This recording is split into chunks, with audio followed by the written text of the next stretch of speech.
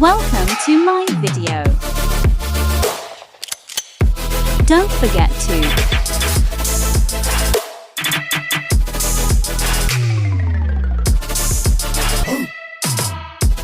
Bismillahirrahmanirrahim. Assalamualaikum warahmatullahi wabarakatuh.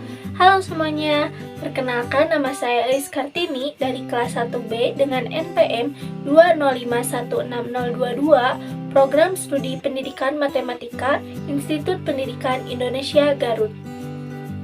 Pada kesempatan kali ini, saya akan membahas materi mengenai basis untuk memenuhi salah satu tugas mata kuliah aljabar linear yang diampu oleh Dr. Ranas Dedi Sofyan MPD.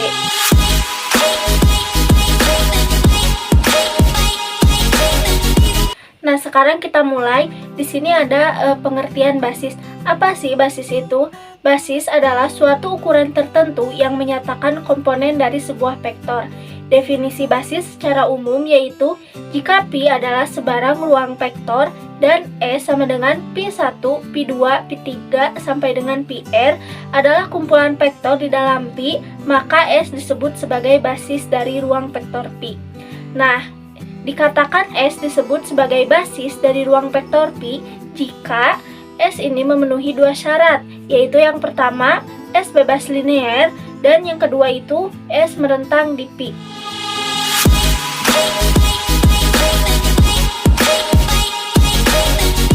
Nah, sekarang kita lanjut ke pembahasan mengenai contoh soal. Tentukan apakah himpunan berikut merupakan basis di R3 dengan S sama dengan 121, 132, 122. Nah, untuk penyelesaiannya, S sama dengan 121, 132, 122. Misal, U1 sama dengan 121, U2 sama dengan 132, dan U3 sama dengan 122. K1, K2, K3 anggota R. Nah, tadi kan dikatakan apabila S ini mau disebut sebagai basis di ruang vektor Pi, si S ini harus memenuhi dua syarat, yaitu yang pertama di sini apakah S merentang di R3. Nah, kita misal setiap Pi sama dengan A, B, C anggota R3 dengan sebarang A, B, C anggota R. Misal persamaan K1 U1 ditambah K2 U2 ditambah K3 U3 sama dengan Pi. Nah, langsung saja di sini didapat sistem persamaan linear dengan 3 variabel dan 3 persamaan. Nah, untuk sistem persamaan linearnya yaitu K1 ditambah K2 ditambah K3 sama dengan A, 2K1 ditambah 3K2 ditambah 2K3 sama dengan B, K1 ditambah 2K2 ditambah 2K3 sama dengan C. Nah, setelah tadi didapat sistem persamaan linear dengan 3 variabel dan 3 persamaan, sekarang ke langkah selanjutnya yaitu menentukan nilai K1, K2, dan K3 dengan menggunakan operasi baris elementer. Nah, sebelumnya kita harus mengubah dulu nih si sistem persamaan linear yang tadi ke dalam bentuk matriks. Nah, bisa kalian lihat di sini sudah ada matriks lengkapnya ya. Selanjutnya ke langkah yang pertama dengan tujuan mengubah si baris 1 kolom 1 ini menjadi 1. Nah, kalian lihat di sini karena si baris 1 dan si baris 1 kolom 1-nya ini sudah 1, maka kita langsung tuliskan saja B1. Jadi tidak perlu dirubah lagi. Nah, untuk langkah yang kedua, kita mempunyai tujuan untuk mengubah si baris kedua kolom pertama ini menjadi 0. Nah, bisa kalian lihat di sini kan si baris kedua kolom pertamanya ini kan 2. Nah, bagaimana sih caranya agar menjadi 0 gitu? Nah, kita menggunakan cara baris kedua dikurangi 2 dikali baris pertama sehingga didapatkan 010 B dikurangi 2A.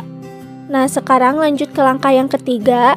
Nah, untuk langkah yang ketiga ini kita mempunyai tujuan untuk mengubah si baris ketiga kolom pertama ini menjadi 0.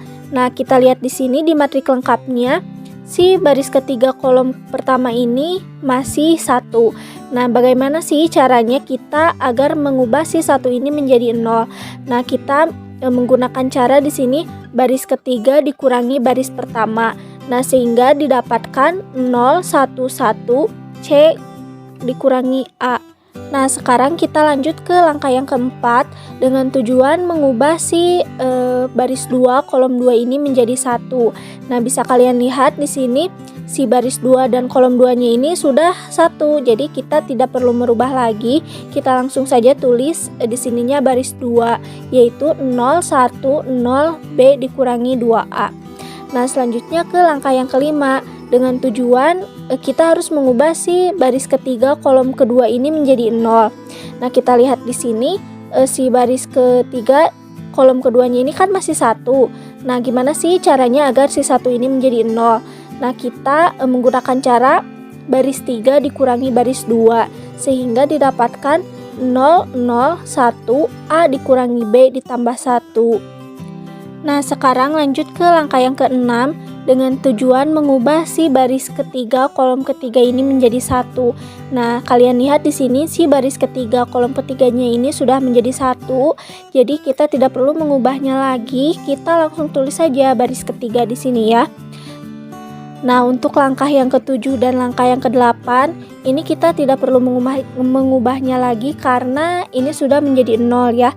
Langsung saja kita ke langkah yang terakhir yaitu dengan tujuan mengubah si baris pertama kolom ketiga ini menjadi 1.